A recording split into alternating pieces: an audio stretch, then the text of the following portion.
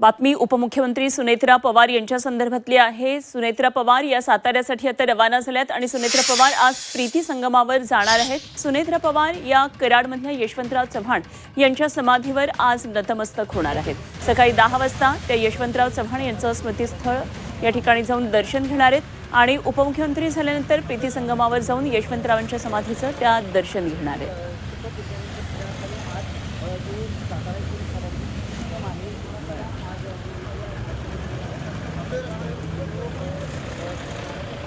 तर उपमुख्यमंत्री पदाची धुरा हाती घेतल्यानंतर सुनेत्रा पवार यांचा आजचा हा दौरा अत्यंत महत्त्वाचा ठरणार आहे। आज प्रीती संगमावर जाऊन स्वर्गीय यशवंतराव चव्हाण यांच्या स्मृतींना त्या अभिवादन करणार आहेत। त्यामुळे निश्चितच सुनेत्रा पवार यांचा हा पहिला एक राजकीय दौरा म्हणूया हा अत्यंत महत्त्वाचा ठरणार आहे। आमचे प्रतिनिधी तुषार तपासे साताऱ्यामधून या सर्व घडामोडींवर लक्ष ठेवून आहेत। थेट आपण जाऊया तुषार यांच्याकडे। तुषार, सुनेत्रा पवार आज साताऱ्यासाठी रवाना झालेले आहेत, काही वेळामध्ये प्रीती संगमावर पोहोचतील आणि अभिवादन करणारे स्वर्गीय यशवंतराव चव्हाण यांच्या स्मृतींना काय नेमकी सगळी तयारी त्या ठिकाणी सुरू आहे आणि या दौऱ्याकडे नेमकं कसं पाहिलं जात आहे? नक्कीच अनुपमा, राज्याच्या पहिल्या उपमुख्यमंत्री म्हणून ज्यावेळी शपथ घेतली त्यानंतर त्या पहिल्यांदाच कराडला येत आहेत आणि कराडमध्ये आल्यानंतर ते याच ठिकाणी जे राज्याचे पहिले मुख्यमंत्री होते यशवंतराव चव्हाण यांच्या समाधीला ते अभिवादन करतील आणि या ठिकाणून त्यांच्या कामाची ते सुरुवात करणार आहेत। एकूणच पाहायला गेलं तर या दौऱ्यामध्ये ते स्वर्गीय अजितदादा पवार यांचे जे अंगरक्षक होते विदीप जाधव यांच्या कुटुंबियांची सुद्धा तरडगाव जे फलटणच्या जवळ आहे त्या ठिकाणी जाऊन ते भेट घेणार आहेत।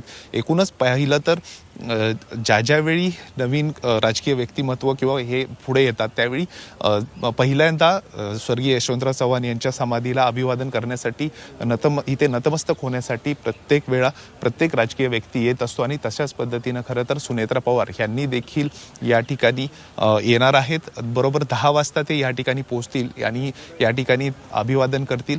त्यांच्यासोबत राष्ट्रवादीचे इथले सर्व नेते असतील, त्याचबरोबर जे मंत्री आहेत मकरंद पाटील ते देखील या ठिकाणी उपस्थित असतील। एकूणच हा पहिला दौरा म्हणावा लागेल, कारण ज्यावेळी शपथ त्यांची झालेला आहे त्यानंतर ते पहिल्यांदाच या ठिकाणी कराडला आज येत आहेत।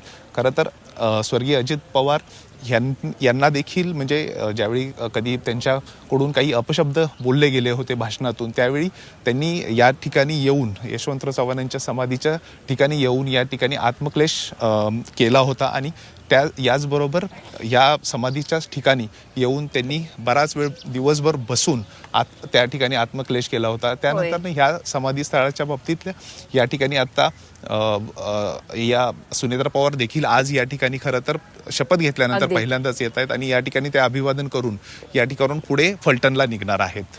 ठीक आहे, धन्यवाद दिलेल्या या सगळ्या सविस्तर माहितीसाठी तुषार। वेळोवेळी आपण या संदर्भात जोडले जाऊ, आणखी माहिती ताजे तपशील तुमच्याकडून जाणून घेतो। तुर्तास धन्यवाद दिलेल्या माहितीसाठी।